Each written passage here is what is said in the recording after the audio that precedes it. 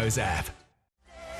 Welcome back to the show. No matter where you are across Australia, this is a really inspiring story. When Parliament resumes in Canberra in just a few weeks' time, Victorian Labor MP Peter Murphy will be looking just a little bit different. She started chemotherapy for breast cancer and is this morning sharing her story to inspire others also living with the disease. She spoke with Christina Hearn. Peter Murphy is banging the drum for breast cancer awareness. What are you in politics for if it's not to make a difference and make a difference to other people's lives? The federal member for Dunkley in Melbourne's southeast was first diagnosed in 2011 at just 37.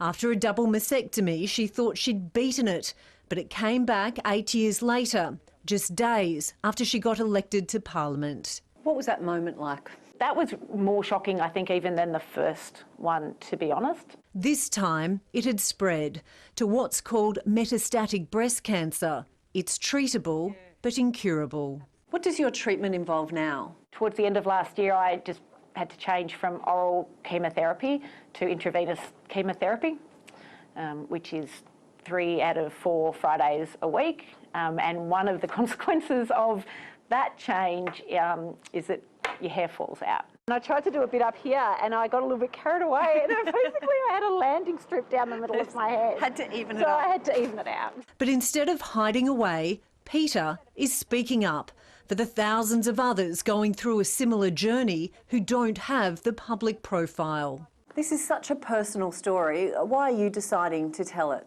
Because I have this unique platform of being in the federal parliament and having metastatic breast cancer, I should use it to try to make life better for other people. Like a small boat on the ocean. Peter is one of an estimated 10,000 Australians living with metastatic breast cancer. There isn't a register to know an exact figure, and she wants that changed. I might only have one match, but I can make an explosion. Peter seeks strength from the Pink Lotuses, a group of other breast cancer warriors and dragon boaters. Is there a favourite song you listen to when you're undergoing treatment, something that peps you up? The one that's, this is my fight song. This is my fight song. Take back my life song. Prove I'm alright song. We love having her. She's so much fun. We just wish she'd take some more leisure time instead of working so hard, and then we could have her more often. It's out on the water, everyone's problems are forgotten. A show of strength that you can have breast cancer and not stop doing the things you love. People that have metastatic breast cancer can live for many, many years where their symptoms are managed and their progression of disease is slowed by medicine. Not everyone can keep working, not everyone can do what I'm doing, but I want people to be able to see that they're not alone, which is why I've made the decision to be so open and public about it. This is my fight song. Take back my life song. When Peter returns to Canberra next month, it will be for the first time looking like someone battling a chronic illness. You want people to understand that there is something happening, but you don't want to be treated differently. I still want to be the best advocate I can for my community and for people to know that that's who I am and what I'm doing. In her first speech to Parliament, just a few weeks after the cancer had returned, Peter quoted children's character Pippi Longstocking about beating the strong man. Man, yes, said Pippi, but I'm the strongest girl in the world. Remember that. Are you the strongest girl in the world?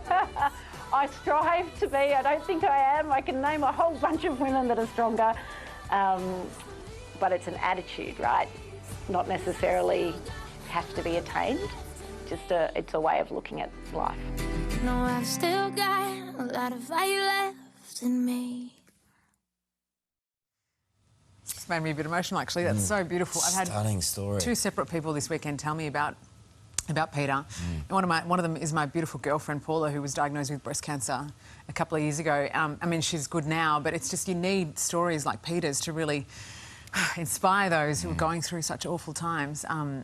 all of us, in fact, you know, just to get through every day. She's just incredible. It's just an unbelievable story too. It's a reminder too that we have really good people in the world, and there are good people representing communities. But at the heart of it, the way that she spoke in front of Parliament, and the way she is as a woman and how strong she is a great reflection on her.